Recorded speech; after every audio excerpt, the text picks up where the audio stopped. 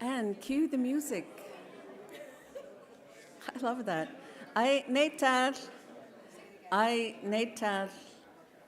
Good morning. Oh man, I'm starting. Joch Inuch. That's Shakwepan. Yetukshan Wenwen is Inkle Katmuk. I mean, their name is harder to say than the. I think I did pretty good. Ani Boju, Anishinaabe, Tansi, Cree, thank you. I love the easy ones. This is all for the Denny people. How many Denny people here hanging out with Ethel Blondin? Woo, right on. Nakale. Did I say it all right? Nakale. Okay, thank you to the Denny people. And wait, I love that one. Wait, like no wait. No, I'm just kidding. Wait, it's the greeting in Silkshin. Thank you, in Silkshin.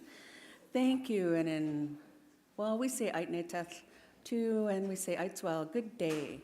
Good morning. Like, who had a great evening last night? Woo. Did we have a prize for best bling? No, maybe that's for the next one. I don't know. What do you think? Valerie agrees, so there you go. That's in the books. Speaking of the finery, we wanted to thank Copper Canoe Woman for another beautiful design. Vina Brown created a beautiful pendant as a thank you for the plenary panelists. It was made and shared with love, and we appreciate her support of the Guardians. And this one is it. I'm not a panelist, but I don't know, fringe benefits, I guess. I get to have one. Woo-hoo. And Vina Brown, of course, is the eldest daughter of our dear sister Kathy and Frank Brown, and we lovingly calling them Brown Enterprises. We start off this morning with an exciting announcement.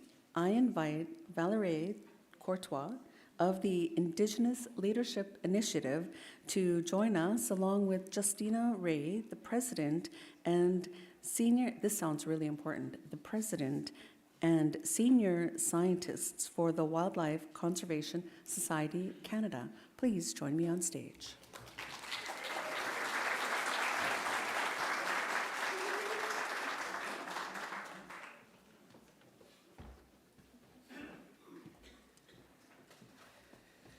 Thanks so much, Leah. In Inuit Imun, it would be kwekwe to say hello. We have, as Leah said, a great big announcement to make. A few months ago, the Indigenous Leadership Initiative partnered with the Wildlife Conservation Society Canada, got together to design a first-of-its-kind opportunity.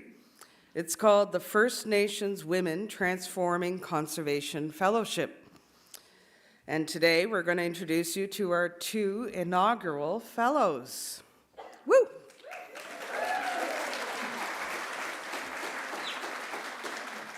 This opportunity is designed to lift up emerging women leaders in Indigenous-led conservation and stewardship. When we look at this room and around this country, we see many First Nations women coordinating Guardian programs and advancing IPCAs. And yet, it can be isolating sometimes and hard to find mentors. We wanted to help change that. This fellowship is designed to support women so they can connect and grow, build relationships, find mentorships, and have learning opportunities that align with our values. Over the next year, the fellows will work with organizations, with knowledge keepers, with leaders, with elders, and with other women. We even created an aunties circle to guide the fellows because we learn better when aunties weigh in. I think you'll all agree with that.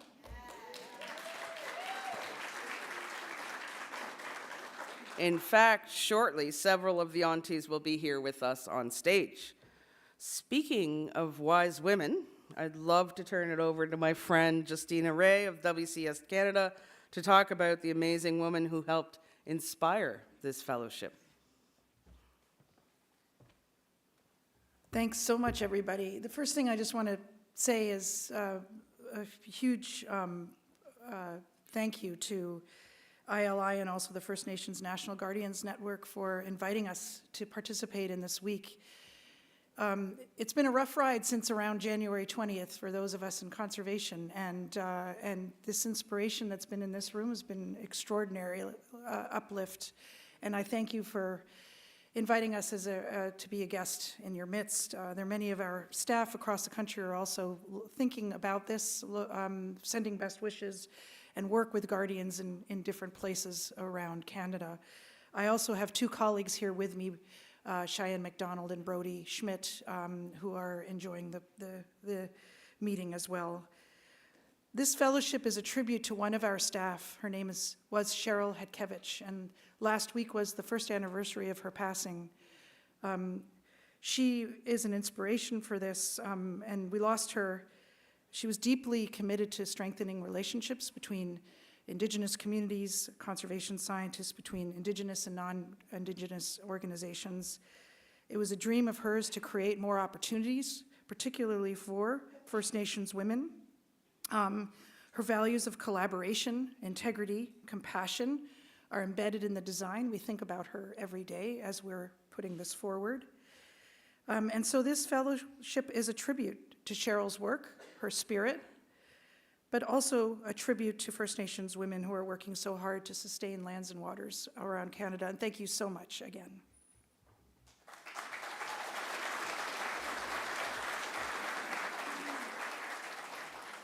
Cheryl was a remarkable woman. I met her a number of times, spent a lot of conference times with Cheryl, and she was just this person that when she walked in the room, she brightened the entire room. And we'll do our best to carry her in our hearts and as we're doing this work. But without further ado, I'd like to start the actual announcement. So, when we launched the application process for the fellowship, believe it or not, we got over 70 candidates for this fellowship. There were so many talented women.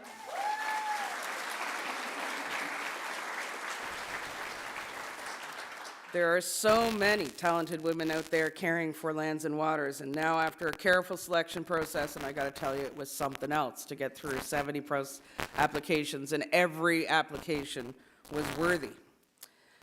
We are pleased to introduce to you the very first of the Conservation Fellows. Please welcome Taylor Galvin.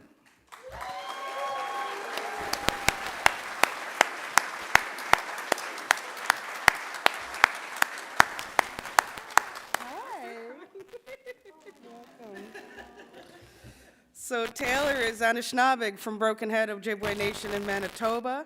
She is a graduate student at the University of Manitoba, where her master's thesis is on lake sturgeon conservation. She's representing very well here through Indigenous science and storytelling. Taylor serves as the Broken Head Wetland Ecological Reserve Chair and is the community coordinator for the Indigenous-led environmental monitoring program in Tatasqueyak Cree Nation.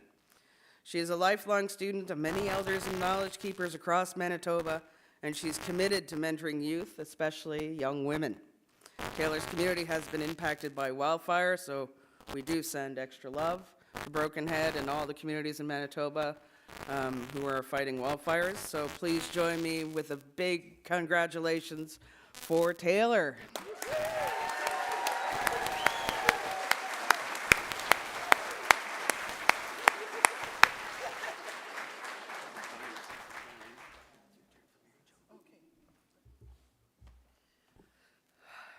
And our second fellow is Mary Jo Mitchell.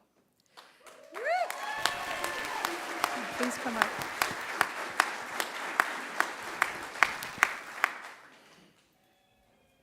Oh, don't answer that. Mary Jo Mitchell is from Kanakabar in British Columbia. She is an elected councillor and the Lands and Culture Coordinator with the Kanakabar Indian Band here in British Columbia. Her work includes supporting her nation's Indigenous protected and conserved area and the nation's intention to reassume their role as guardians and stewards of their territory. Mary Jo says she is passionate about conservation and preservation of language, culture, lands, and waters because of the teachings she has received from her grandmothers and elders growing up. Please join me in congratulating Mary Jo.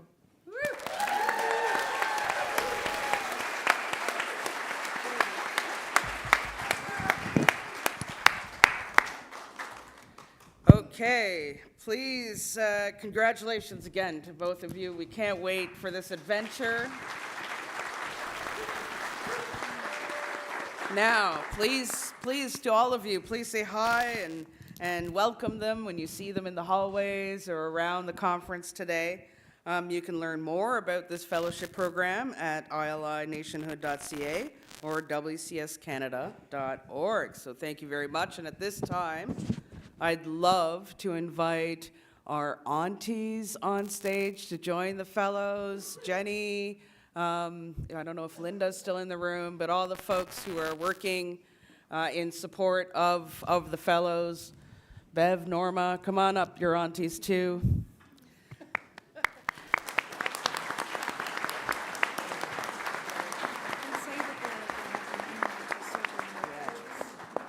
And so you'll see on the badges, by the way, all the aunties have the name Auntie Circle on the badges. And believe it or not, the fellows are going to be picking a big auntie in terms of this work. So we can't wait to figure out who those big aunties are. So as you can see, they are surrounded by incredible women leaders who are just going to share what they have to offer. All the aunties have told me that it's a great honor to have this role. And so, yeah, welcomed to the First Nations Women Transforming Conservation Fellowship.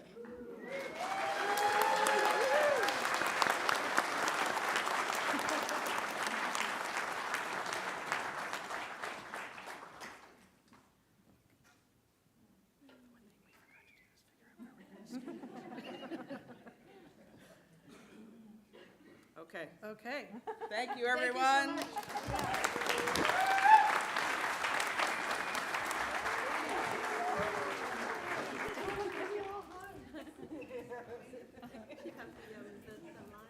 I know, eh? We should have. How you doing? Good morning.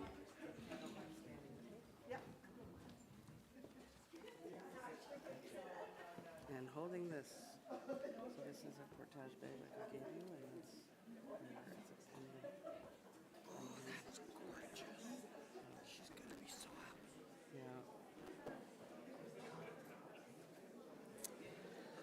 Yeah. Okay. So we're taking a special moment right now, and you know it was great on the first night to celebrate another round of award recipients at the National Guardian Gathering. But this morning, we'd like to give a special award. We'd like to lift up an amazing human being by being presented the Fierce Visionary Award to Iris Catholic. She's up there.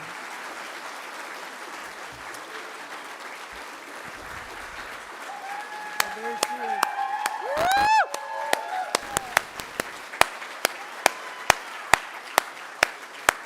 Should I open it for her or should she open it?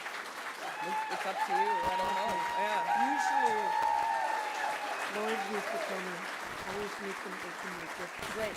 Great. Iris is a rock star in the Indigenous-led conservation and stewardship movement. She is a mother, a daughter, an auntie, a cancer warrior, a hunter, a big fish catcher, an advocate for her land. She was brought to Lutzelk'e on the east arm of Great Slave Lake when she was only a week old by her custom-adopted mother, Florence. When she wasn't in school, young Iris spent months living and learning on the land with her family. She continues to be an active land user and harvester. She can often be found on the land sharing traditional knowledge and skills with her sons, Devin and Tanner. Iris has worked for the Lutzelk'e Dene First Nation for 20 years. And in 2019, she was appointed as the manager of the Taitananene Indigenous Protected Area, one of the largest protected areas in what is now known as Canada.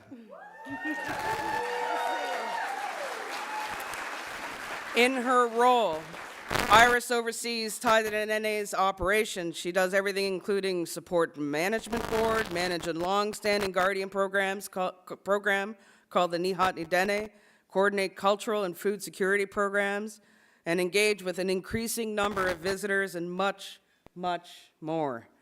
Whatever she is doing, Iris brings her fierce determination. Because underneath it all, Iris's #1 focus is on carrying her ancestors' responsibilities for taking care of lands and ensuring that her people live in a prosperous and healthy way. This is why we honor you today, Iris.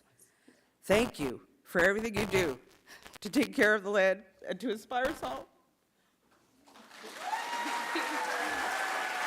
Thank you so much. Oh my God, I'm gonna cry.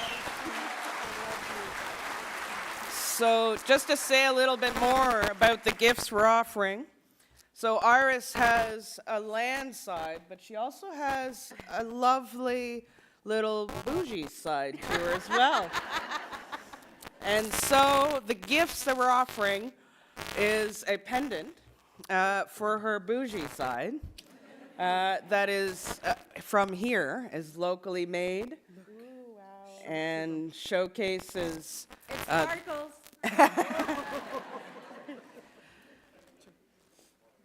And then the second item is something that I brought from home. This is an Innu portage bag, Iris.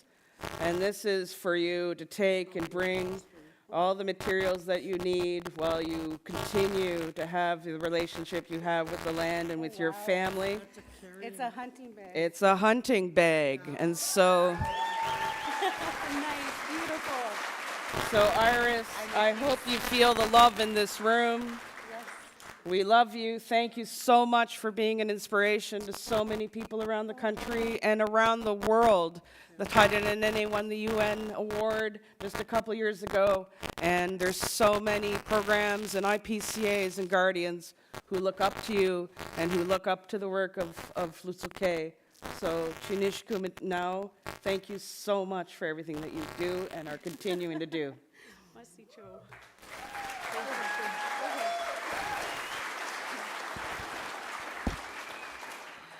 Wow, what an honor.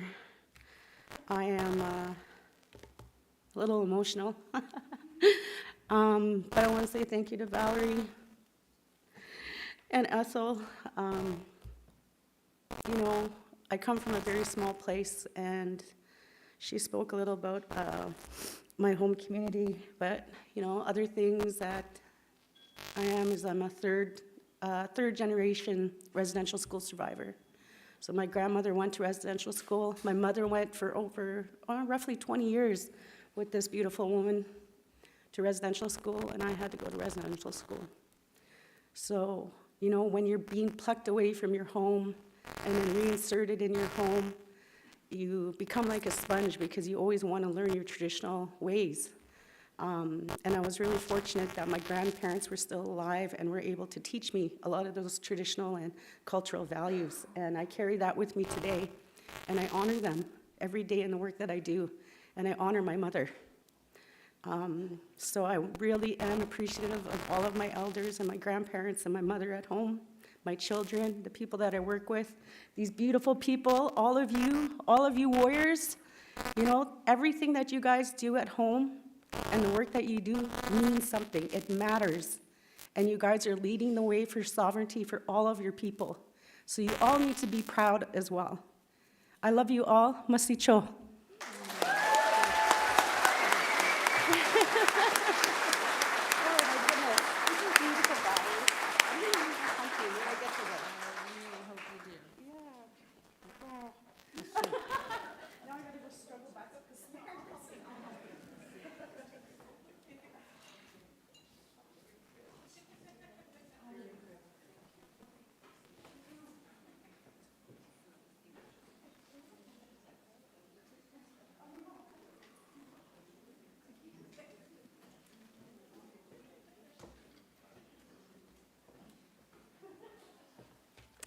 Well, that was so touching. And I know that some of us today, because we're thinking about our ones at home, and yesterday we said a prayer song for the ones that we've lost, I just want to remind us to la'am lam yu thach take care of our feelings, our shkwalo and alap, all of the things that we have and that we carry with us and that we share with other people, just wanting us to come back. Think about all of these wonderful women that we just honored, so proud of each and every one of you. It isn't that often that we honor each other, and it's so important to do this while we are still able. So raising my hands to Valerie and Justina for that, and Athol for that wonderful, wonderful work. And it's so great to see opportunities to support young First Nations women in their leadership. Mary Jo and Taylor, again, congrats. After our next panel and health break, because like who couldn't use a coffee about now, we will kick off 2 more rounds of breakout sessions. I understand the breakout sessions have been fabulous, and I'm looking forward to attending a couple of them today. And the first will start right after the break. The second will begin after lunch. So scan the, oh, now you have to be technical. Anna's going to have to help me with this one. Scan the QR code to read about the sessions offered today. They range from guardians and food sovereignty to youth talking about language and culture and how to build a fire guardians initiative. We now have an inspiring panel about 4 projects that are advancing Indigenous-led conservation and stewardship at a sweeping and regional scale. Each one is using an innovative financing model to support Indigenous leadership on the land, including guardian programs. Here to discuss this is Dati Setso. I was almost there, sorry. I should have asked. Dati is the, oh, this sounds important too, Deputy Director of the Indigenous Leadership Initiative. She has played an instrumental role in the NWT, see I told you, Our Land for the Future partnership. And before that, she helped launch the Decho Keodi, I got that right? Stewardship and Guardians program, and finalized the Adatsi Decho Protected Area and National Wildlife. Dati will introduce her panelists. Please join me on the stage.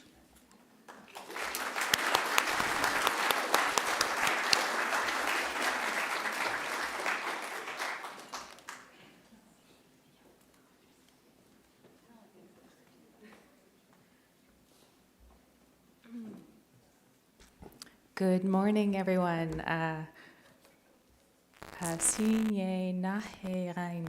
very happy to see you all. Dati Tetso Suje, Tlitlikwen got ensemble ke got arte, si Clicho Daneonte, got Indigenous Leadership Initiative Goa Egalinda got Our Land for the Future Goa Egalinda. So good morning, everyone. My name is Dati Tetso.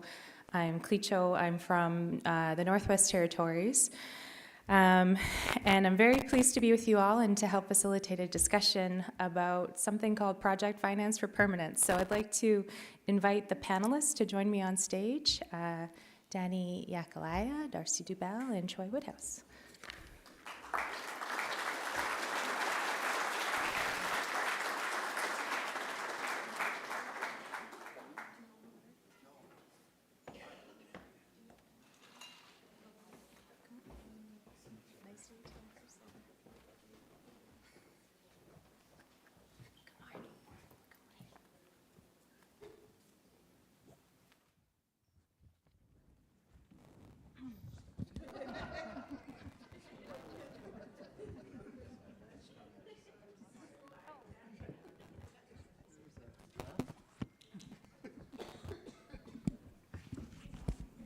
It's on. They're prepared. So before we begin a bit of an overview discussion around something that we've all become quite familiar with, but maybe less familiar to those in the audience, I'd like to just take a minute to invite each of them to introduce themselves. And so I'll just go to my left and invite Darcy to go first. Is this one on? Yes, it is. Hi, everyone. I'm Darcy Dobell. I'm working with the First Nations on the central and north coast of British Columbia, advancing the Great Bear Sea, PFP. I'm actually working on behalf of a group called the Co-Solutions Task Group, which was mandated by the leadership of the nations. And the co-chairs of that task group are unfortunately unable to be here. So that's Merv Child, who's the executive director of the Nanwakolis Council, and Christine Smith-Martin, who is the president and CEO of the Coastal First Nations Great Bear Initiative. They are the co-chairs who lead this task group that I work in support of. They're both unfortunately unable to be here, so they sent their regards and they asked me to come and be here on behalf of the CSTG. So good morning, lovely to be here.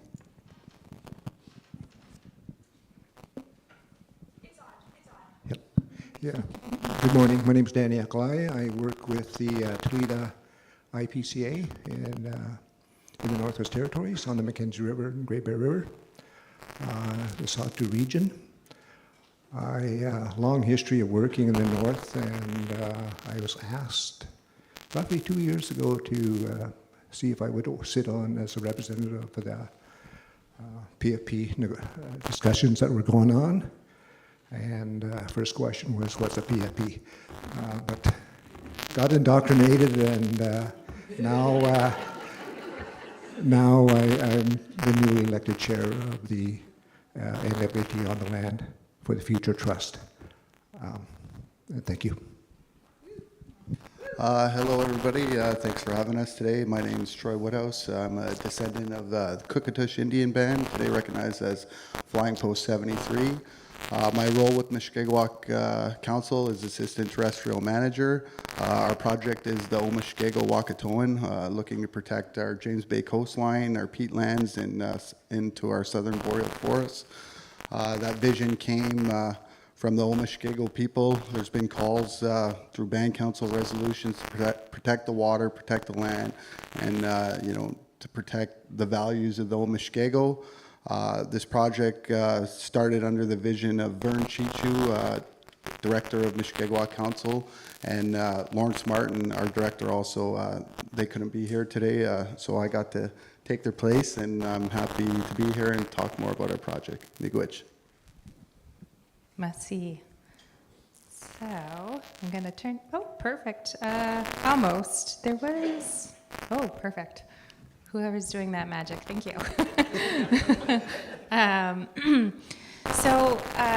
What is a PFP? A project finance for permanence is now something that's become a familiar, almost a familiar friend, I think, to me and to others on the stage. But effectively, it's a grand vision, it's a grand financing tool that does something really incredible, where it takes private dollars, which then help leverage significant public dollars, so that partners around a table can explore and discuss together and collaborate on a big vision. They're intended to be catalyzing large-scale, long-term, landscape-level change, and that's what becomes so exciting about these initiatives. So there's various different phases, and each of the PFPs across Canada that have been exploring it, that have been exploring PFP initiatives for the last number of years, are at some slightly different stages, and so the panelists will speak to their projects and where they're at. But what you see on the map is a map that you can find on the Government of Canada's website, and it highlights a little bit where each of these PFP regions currently exist.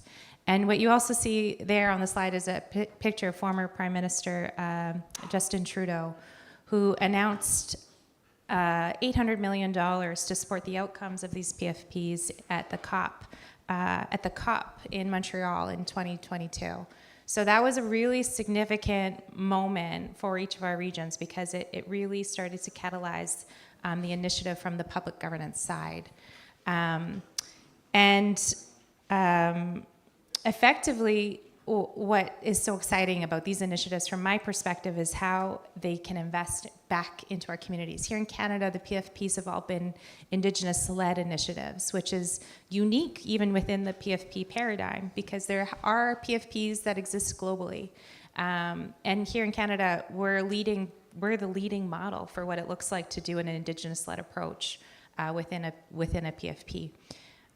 My role in these initiatives had been wearing my Indigenous Leadership Initiative hat as the Deputy Director. I had joined the ILI team in the spring of 2021, where I was first told that there's something called Project Finance for Permanence, PFP, and I remember thinking, like, what is that? But then also I was tasked by Valerie and the others in the senior leadership team to then help lead that initiative for the NWT and help bring the partners around the NWT table together.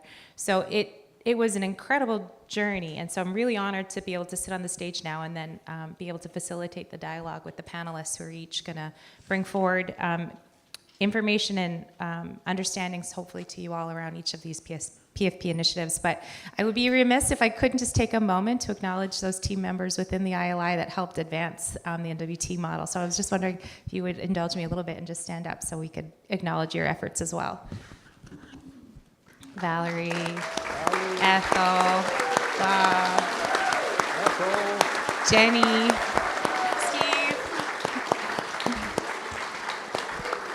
These initiatives, and I think you'll get a sense for this after the panel, these are big undertakings. It takes a lot of people, not just within our teams, but also around the partnership table to bring these initiatives to life. And so it truly is quite remarkable to reflect on the level of engagement, the level of energy that we're put into these initiatives. So I'm going to invite Darcy to kick us off and share a little bit about what the vision of the Great Bear Sea PFP initiative is, but also reflect a little bit on the journey towards achieving one. Great, thank you, Dati. I will talk a little bit about the Great Bear Sea PFP, but in order to get there, I wanted to start by just a quick look back at the Great Bear Rainforest Agreements, because that's where a lot of the model for the work on the coast was founded. Many of you may remember in the late 1990s, that region that you see in the green on the map, that was known to the public as the Central Coast and North Coast Timber Supply Areas.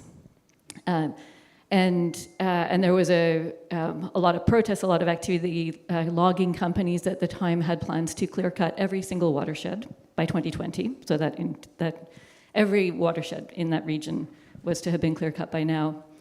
So the logging company had their goals for the region, and conservation organizations from BC and from around the world were saying the entire region needed to be fully protected. And it was the Indigenous leadership from the region who stood up and said, like, you guys all need to take a big step back. And they brought a vision and convened the industry and the conservation groups, but also the provincial government and philanthropic foundations around a table and built out these Great Bear Rainforest Agreements, which included, now what you see on the map there is a network of protected areas, and then across the entire region, an ecosystem-based management regime that is designed to protect the, not just to allow for to harvesting, but also to protect cultural and conservation values in the landscape. And then one of the another one of the innovative components to that agreement was, it was one of the first times that there were government-to-government collaborative management and collaborative planning and land use plans for the entire region, institutionalized in those agreements. And then as part of that agreement, there was also a significant upfront capital investment. So from the federal and provincial governments, each contributing $30 million, and philanthropic foundations contributing another 60, so for $120 million as an upfront investment to support stewardship and community economic development. And the First Nations in the region established Coast Funds, which is the world's first Indigenous-led conservation finance institution. And Coast Funds was established to hold and manage those funds on behalf of the nations, and in the course of managing and leveraging those funds and being able to bring in additional investments, over the last 15, 20 years that Coast Fund has been in operations, that has created, it created the foundation for stewardship offices in all of the communities, for over 1,200 jobs in stewardship and in community economic development. It helped launch the Coastal Stewardship Network, and it created this real significant ongoing investment in capacity for stewardship and collaborative governance across the region. So that model, when those agreements were signed in 2006 and 2007, that was a milestone. That is, it was the model that created what is now known as the Project Finance for Permanence, conservation finance model. I didn't have that name at the time. But for the Indigenous leaders, of course, the work was not finished because they had a vision for both the terrestrial and the marine territories. And so immediately the nations went back to work and started building their marine use plans. And over the years, those developed into what you see now, which is the Great Bear Sea map on the right-hand side. So again, the heart of the conservation component is a network of protected areas, nested inside a collaborative governance regime for the entire marine landscape. And that is institutionalized again through collaborative governance agreements between Canada and BC and each participating nation. So each nation has an agreement with Canada and BC for the collaborative planning and management of each of the MPAs. And then there is also a regional scale, a network-wide collaborative governance agreement, again, between all of the nations in Canada and BC. When we were doing the Great Bear Rainforest agreements, the question around the financing was not, I mean, we didn't really know what the cost, nobody really knew what the cost would be of that kind of investment in stewardship. And so the question really was, how much can we raise? What do we think we can bring in? With the Great Bear Sea work, because we had 15, 18 years of experience now, and Coast Funds was able to bring really detailed understandings of the budgets, what it takes to run a stewardship office, to hire staff, to do programs, and not just on the stewardship side, but also on the community development side. They were able to bring that information, so the budgets that we were able to develop then were really ground truth in the actual costs of running stewardship offices and doing that work on the ground. So we were able to, on the strength of that good sort of solid costing, we were able to bring another round of capital, again, from Canada and the province and philanthropic foundations. So we have $335 million now in upfront capital. Those funds, as in the Great Bear Rainforest agreements, those funds also now flow through Coast Funds, and there's a permanent stewardship endowment so that the interest from that income, from that investment, will support stewardship, marine stewardship and governance for all the participating nations in perpetuity. And then there is also a community economic, what we call the Community Prosperity Fund, which is an economic development and a community development fund that will be spent down over the next 10 years.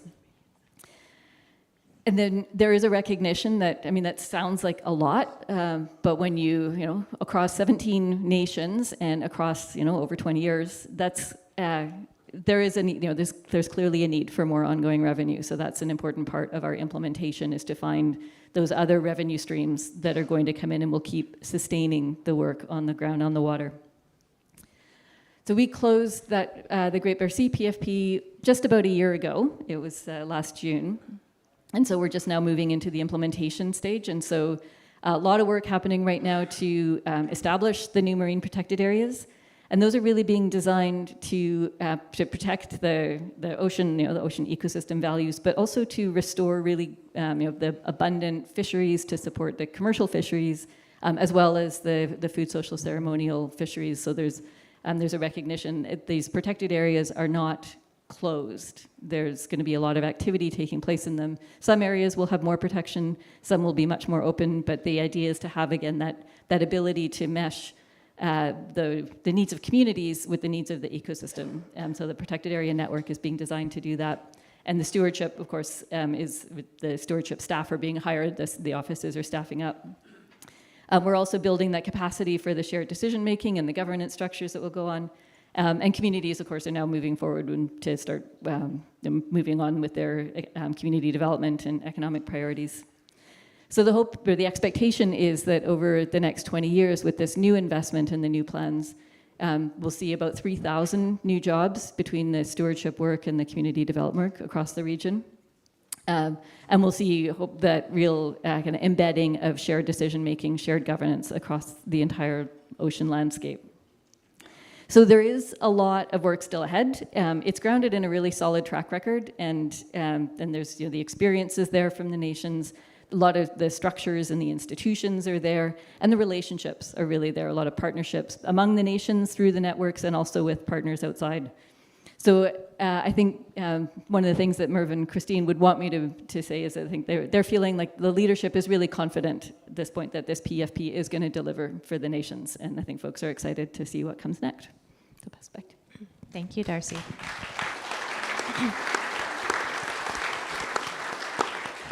So I think even just from Darcy's overview, you get a sense for how technical these discussions can get. They really do consider, financing need, governance modeling, what is the long-term vision, how does each partner relate to that vision? And I want to take a moment just to acknowledge the leadership of the coastal communities. I remember coming to my first Guardians gathering in 2015, so 10 years ago, having members from coastal nations, including Miles Richardson and Guardians from Bella Bella, come and talk to our communities about the work they were doing, and wondering to myself, how in the world are they so well equipped to do this, and how is it that they're doing such incredible work, and how can we replicate that where I am from?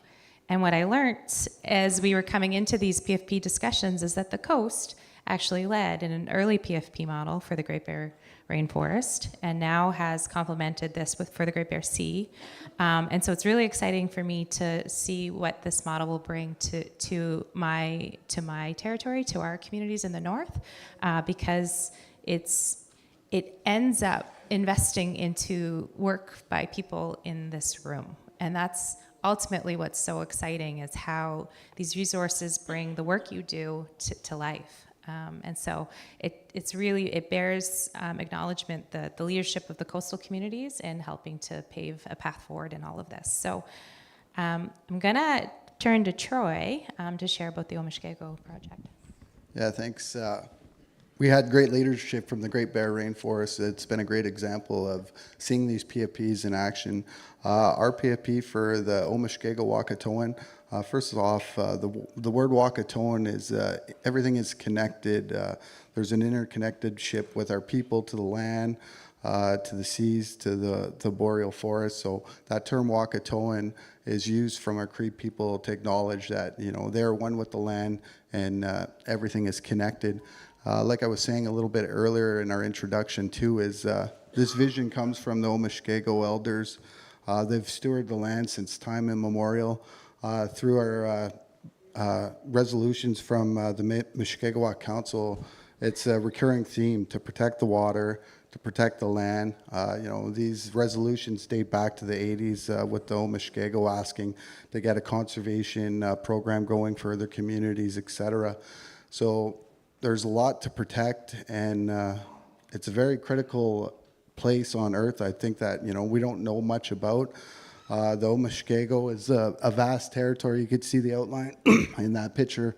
It goes up to the James Bay coast and all into the southern region in our boreal forests. The peatlands in that region, it's the largest peatland complex in North America. It's the second largest peatland complex in the world, and it sequestrates a ton of carbon. I remember growing up in school, we'd always hear about the rainforests. We got to protect our rainforests. Our planet's going to be in trouble. Our peatlands in Ontario sequestrate about 5 times more carbon than, say, the same radius of a rainforest. So I think there's a lot of information that needs to be shared to the general public of the importance of these peatlands. Our elders call it the breathing lands, and it's basically the Earth's lungs. It's filtering our air. The coastline is home to millions of birds that migrate up for their nesting ground. We have huge caribou herds down in our boreal forests. A lot of moose population. A lot of animals are important to the Omishkego people. But the whole project was a huge vision. When we first got, when we first approached Canada asking to protect our territory, when we priced out this vision, we had it at about $600 million, and that was to, you know, address a lot of issues in our territory. We got about a shortage of 1,500 homes for our community members. We have 20 individuals living in one home, you know, so it's hard to try to implement these programs when our communities are still under water boil advisories, a lot of social issues, a lot of housing issues. Our community members are getting educated, but then they can't come home to any jobs because there's nowhere to live. So when we started looking at the vision of the Omashkega-Wakatone, was really a holistic vision of not just protecting the land and conserving the land, but helping our community members and kind of, you know, righting the wrongs that the treaty didn't implement. So we had visions of, you know, housing units for our community members, you know, issues of fixing our water, a lot of social issues for our education programs, and just a true vision of what the Omashkega wanted for their PFP. So the idea was to start protecting the ocean. We're currently negotiating a National Marine Conservation Area for the James Bay, but also protecting the peatland. Again, there's a lot of projects in Ontario, a lot of critical minerals, and there's a lot of threat with the Ring of Fire. That's a big concern for our community members.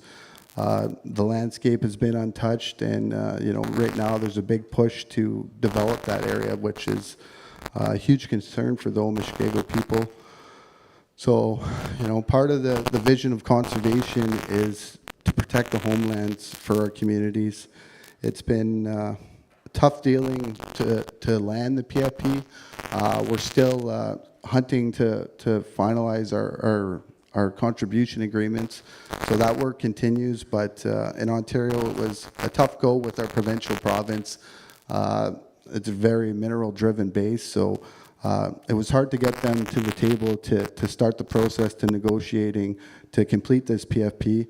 But the Omashkega have stewarded the lands forever. They'll continue to do it.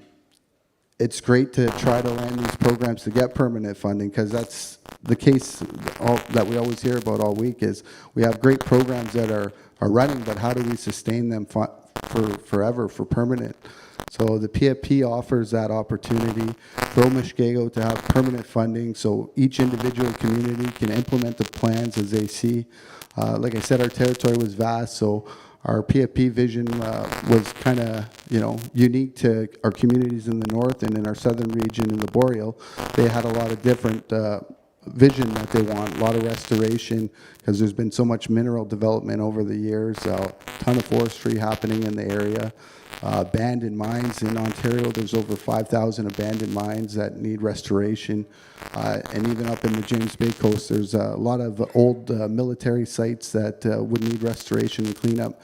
So our Omashkega vision was to incorporate all that, to clean up the land, but then to have the resources for our community to implement these programs. So, you know, the work continues. A lot of it was hard, as you heard. A lot of technical terms come from the PFP, so it's hard to try to, you know, explain that to our community members. And even just with our translation, a lot of our communities are very remote up in the north, and they're very connected to their language. So just even having the capacity to explain these programs properly to our community members was challenging on its own. And then just a lot of distrust over the years with the government creating national parks in the area that our communities couldn't hunt in the past. So it was almost too good to be true for our community members to think that the federal government was going to fund us to protect our lands. So it was a continuous struggle to get that message across and to build that trust with our community. And, you know, we're getting there, but it's hard also in Ontario with our current government. They haven't negotiated in good faith for our project, and it's really held us back, unfortunately.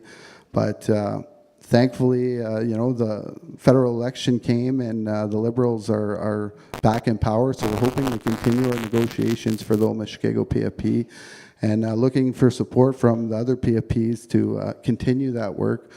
But it's a great region, lots to protect. These programs can help revitalize our culture. The Omishkego and our northern communities are very still strongly connected to the land. They're strongly connected to their language. And working for tribal councils, as some of you might know, it's there's a lot of different issues our communities are facing, but when we're talking about conservation and protecting the land, we always unite, and it's always a united voice that, you know, we're all on board for that. So the project has a lot of challenges still to move forward, but whether we land on the PFP, the Omishkego will continue to protect the territory. We've made great connections with other community members, non-government organizations. The NGOs have been a great support, because capacity is always a hard issue for our First Nations to do the work too. So we've had a lot of support from partners. There's a lot of hope in our community. What this has also brought is hope to the youth. Even talking with our youth here, the Guardians, these are jobs our members want. We have a lot of mining development in our area. We're rich in resources. So we have a lot of these opportunities to go work in their mines, but our members aren't interested in that. They want jobs that can connect them onto the land, that can keep them at home. So these are great opportunities to keep our youth back in our territory. And, you know, there's great leadership. I think of Jerome Kataquapit. He's a local filmmaker, and he's really highlighted through this project, you know, the beauty of their land. He shared a good story. He went to school down in Southern Ontario, and he had some classmates, and they said, "Oh, I'm from Attawapiskat," and they knew where that was, and he was amazed. He wondered how did they know about Attawapiskat, and it was through negative media about homelessness and drug addictions that they knew his community, and he wanted to change that narrative. So he started shooting videos showing the landscape, showing the beauty, showing their culture, and changing the narrative that, you know, our communities do have a rich history. We do want to protect our land, and we do have a great culture. So he's been a real inspiration to the project, and also connecting with our artists on this project. We've used our Omishkego artists in all of our studies to do our Towage study for the NMCA, and it's really been a good vision to get them into this project, because they depict the land through a different lens that some of us don't always see. So our artists, you know, have been good at bringing in our community members for engagement. And again, there's still a lot of work to do, but we got great leadership. Lawrence Martin, who couldn't be here today, has worked tirelessly to move this initiative forward. And it's tough work. You know, there's pushback from community members because there's this distrust with the government. But I mean, we're just starting out. We're looking from lessons learned from other PFPs, and we hope to continue growing this project and carrying on. Thank you, Troy.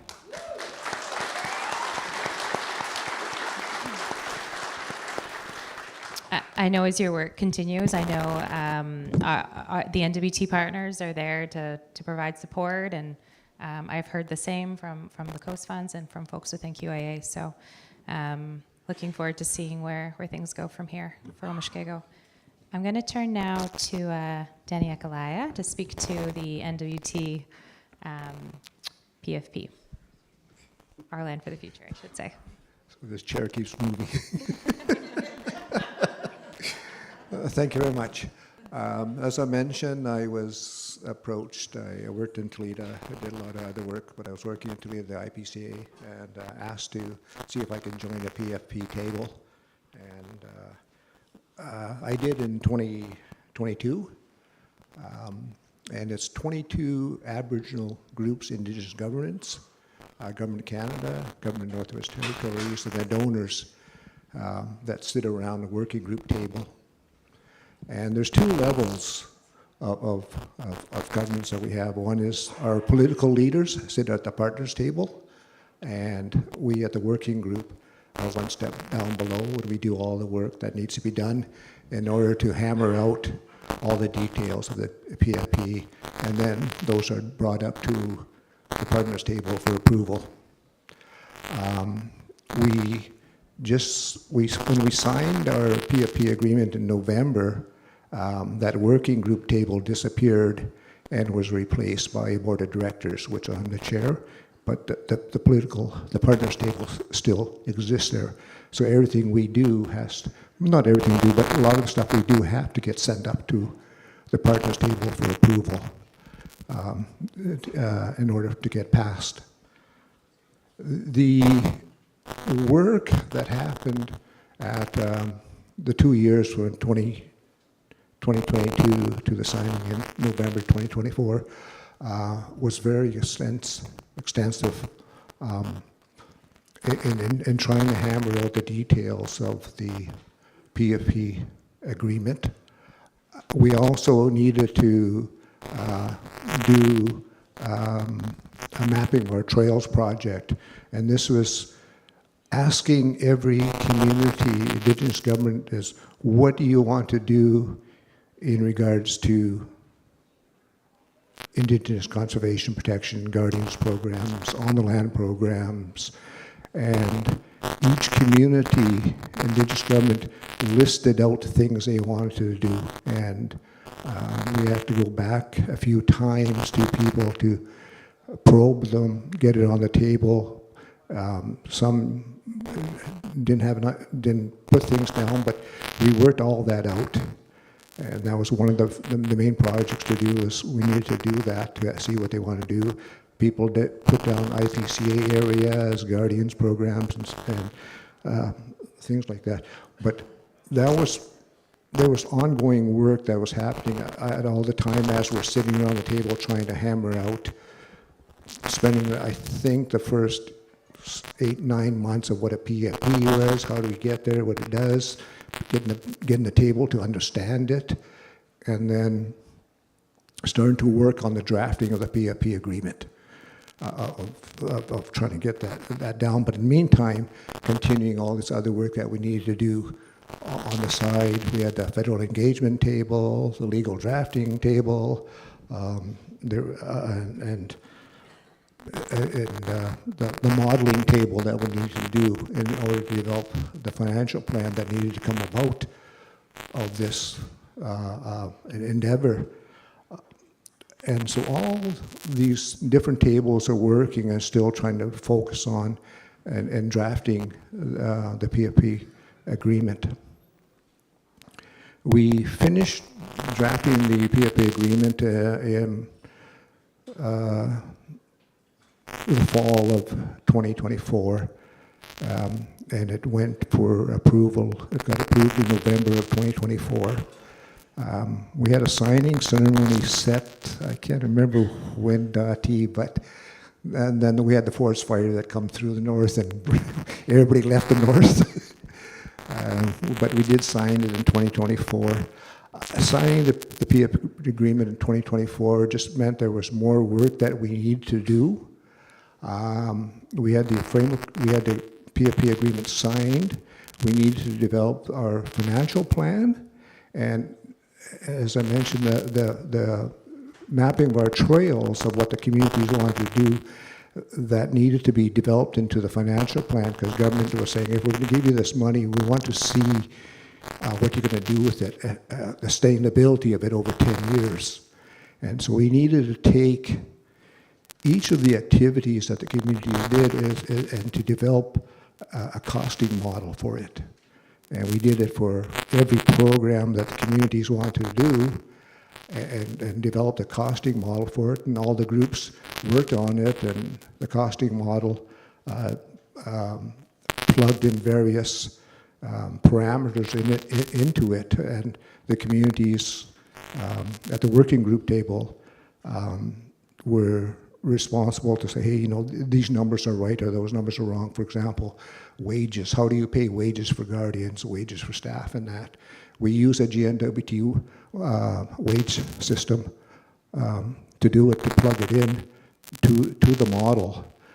And we use other factors in to do it, to say, okay, if you're going to run a guardians program out of Delaney, this is what it's going to cost, for example. And if you're going to do an IPCA, this is what it's going to cost, in order to develop our financial financial plan that we need to present to government. Government want to see that as one of the conditions. That was done, took a lot of time and a lot of work, and we also really needed the groups to understand the financial model, because they had to send it up to our partners table to approve it, and separate workshops for people to feel comfortable. This is the number that was my community. I can understand it. I can bring it back, and I can talk to our membership about it. But so it was very detailed. We developed a strategy. We developed a strategic plan as we're going forward.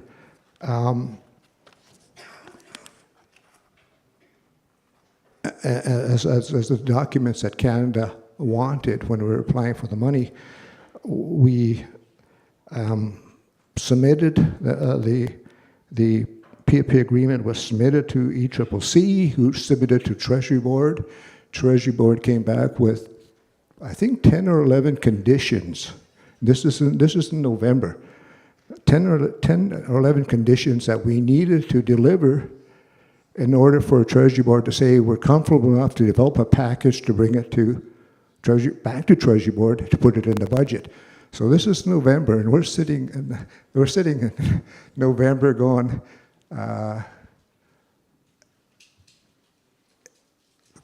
when do you want this? So you want this all by March, first week. So Canada comes back and says, can you give us all these 10 or 11 conditions by first week in March? And we're working again on it. One of the conditions was we had to have a trust. And we're going, okay, we got to have a trust created, and the trust is going to be created through GNWT legislation. And the GNWT people at the table are getting their people to draft the trust legislation. We're working like crazy going, can we get this trust passed in the NWT Legislative Assembly in time? And lobbying like crazy, talking to all the MLAs, talking to all the people that are raising concerns about what are you guys doing? You're going to protect all this area, the mining people,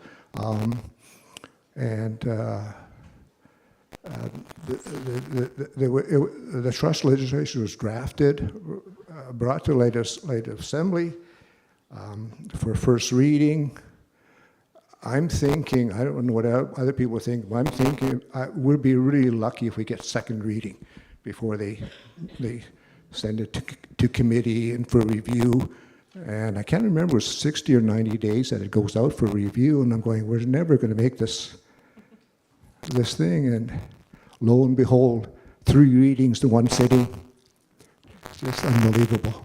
But that was just the tremendous amount of work we did behind the scenes of the cooperation of Canada, GNWT, that all believed in the project that we were doing. Things were happening that we just did not believe would happen in order to do the work that we need to do. So we worked on we took a Christmas break, I think, and we worked on the 10 or 11 conditions that Treasury Board wanted to meet. And we met all of them, brought the package, brought everything to ECCC, who took the package to Treasury Board. And we were going, okay, that we need the money in the next budget coming up. And continuing on the work that we need to do, we're going to have an investment workshop in Calgary and figuring how to invest the money that we're having, that was going to be coming. Switched our meeting last week to Ottawa to do some lobbying to get the money into the main estimates. I think 2 days before we left for Ottawa, we get a phone call. It's in the main estimates. But we needed the grant agreement now. So just always one thing after another. And the the work that happened around the table were tough discussions at times. And there were times when I thought things were going so sideways because people were, trying to get 22, 25 people, 25 groups to agree on something sometimes was very difficult. But everybody pulled together in the end. We got things done in time frames that I thought were impossible. And just the tremendous contribution that everybody put into the work we did, and the patience of the ILI people, and the guidance that helped us get through this was there. So where we're at right now on the project is we're waiting now that the $300 million that was committed by Canada to the Northwest Territories is in the main estimates. We just don't know when the main estimates are going to be presented to Parliament. Is it going to get passed? So that's another thing we're waiting on. And if it does get passed, we have to sign off the grant agreement with ECCC that then transfers the money to us, the $300 million, and then the donors that have committed the $75 million then would also get transferred to us. And then just more work that we have to do. We have to, like I said, get the grant agreement. We have to build our organization. We're in the process of doing that. We're in the process of doing that. We have to finalize our investment policy, which is going to be $90 million in an endowment fund, $285 million in a sinking fund. We have to finalize our distribution policy, which we met last week in Ottawa, and how we are going to put out, how we're going to distribute the money, when we're going to do it to the groups there. Very tough discussions that we had, and I think at the end of 2 days in Ottawa, at the end of the second day, I think everybody's eyes are glassed over. It's really tough trying to figure this out, but we're hoping to, get everything up and running very shortly. It all depends on the budget, the grant agreement, when it's funding, the things we need to do is start pumping money as soon as possible. And so what we're hoping to do, based on the financial plan that we have, is it lays out all the work that we do with the trails, mapping our trails, the costing out, and those would generate the funding that we could put out as soon as possible.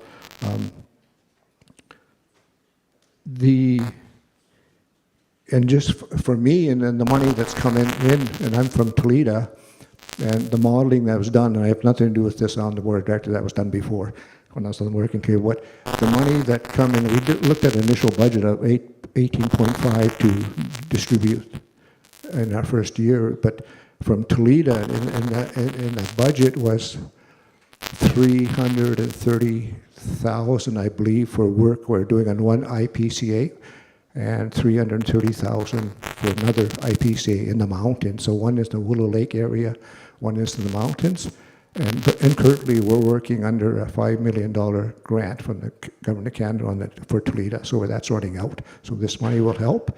And it's 550 for the Guardians programs that we'll get in the first year from the fund.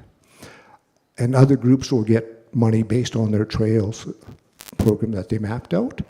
Communities that did not have put down something in the trails will receive $150,000 each to do the work that they need to do, to say this is the things that we need to do. So they will get 100. I think there's about 7 or 8 of them that will get that.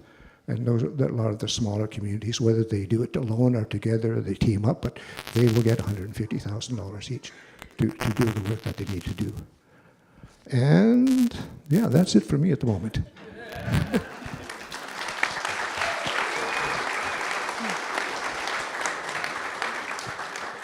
Mussy, Danny. I think we only have a short amount of time left. And I think what Danny just highlighted was just how difficult it is to actually achieve the scale that these PFPs really are intended to bring, because that they are intended to bring large scale, long-term, large partnerships to life. So the journey to get to an agreement is quite a complicated path to take. And I feel like, at least in the NWT, and I'm sure this is likely shared in other PFP regions, it often felt like there was some broader help guiding these discussions forward. We often reflected in our collaborative working group spaces that the spirit of the land was helping to guide the discussions and find those paths forward, because the legislative example was one. I don't know if Bob is in the room, Bob Overvold. We had a little bet going whether or not we'd get that legislation, and he still owes me $10 because I won that bet. But it is an incredible broad vision that these initiatives bring forward, and the level of effort that it takes from each person engaging, whether they're there as a public government partner, or as an Indigenous government representative, or a private partner, or in our instance, we were the convening body trying to support all partners. The level of commitment to these discussions were par to none. And it's because of the vision that they bring forward. And it's the opportunity for a paradigm shift that these investments can bring. And that's what's so exciting. I'm sure everyone in this room who leads programming knows how difficult it is to get the resourcing you need to do the work you need to do. And so to have these agreements come forward that can bring significant resources over the long term to stabilize the programs that they'll support is huge. It's huge. It's going to be huge to all of the communities that are engaged in this work, and that's what's so exciting. So I know we have limited time, and so I'm going to ask, perhaps as a closing question to each of you, if you could share maybe a little bit from your own perspectives, reflect on what are the impacts that you're most excited to see from these PFP initiatives. I'll go to Darcy. Well, I mean, I think there's a lot, and you could talk for a long time. I think, what I'm seeing in the communities, I think it actually picks up on a couple things that the other panelists have referenced as well, is really that the investment in stewardship, and I think one of the things that was important in the shift from the Great Bear Rainforest to the Great Bear Sea conversations was in the early days, stewardship was really envisioned at the time in those conversations as looking after protected areas. It was like research and monitoring and inventory work, but it was really focused on what you would do as a team to sort of manage in a kind of conservation framework. And I think what we have seen is that stewardship is so much more than that. And I mean, Troy referenced the stewardship being, it's a way to keep kids at home and careers in the communities, and it's Bedford I'll talk a lot about it's well-being, it's mental health, it's cultural health, it's all those things, and I think particularly on the coast, I see Frank Brown is here, and I think Frank was instrumental in bringing that vision in the early days of the Coastal Stewardship Network. That stewardship is much more than that. And I think we're looking ahead, we see that investment in stewardship as governance, as leadership, and also as extremely powerful ways of looking after territories. And so I think that's the most exciting thing, that I'm going to see that potential just continuing to grow. Danny? Okay, thank you. What I see is a progression of things that happened in the North, and back in the days before, in the 70s, oil companies would come up or other people would come up, and it was a cursory visit into the community saying, this is what we're going to do. And they would leave after an hour meeting, and they would do that stuff. And then the Berger hearing happens, where Judge Thomas Berger, when they were looking at the pipeline, and I think Canada, when they appointed him to do the hearing, the inquiry was, you're just going to go up there, do a cursory thing, and hand in a report.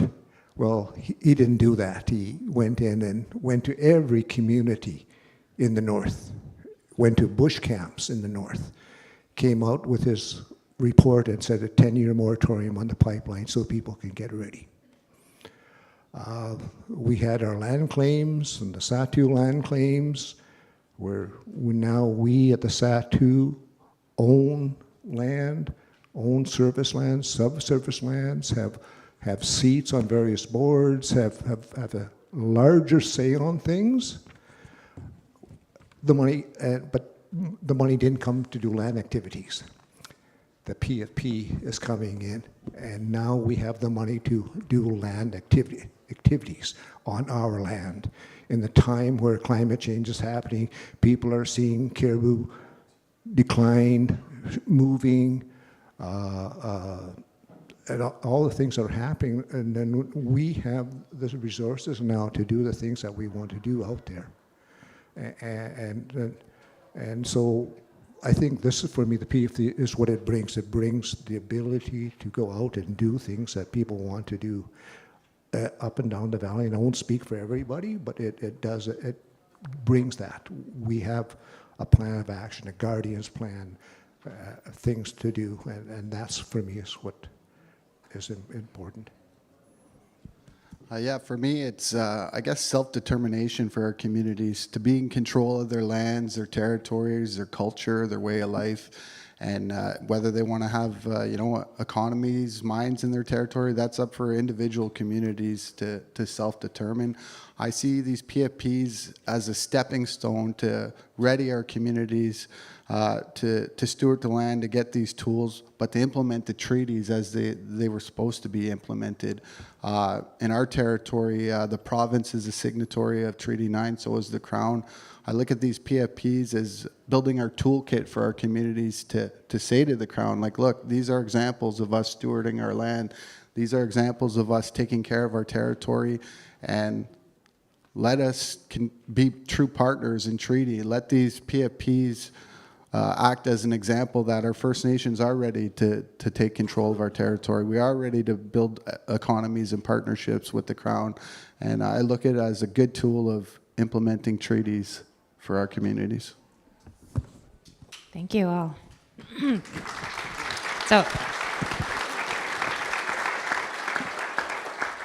So before we kind of close out the panel, I'd like to thank each of you for coming up and sharing a little bit about these PFP journeys. And as a gift to honor each of you for sharing, we have some pendants by Copper Canoe Women. So thank you all.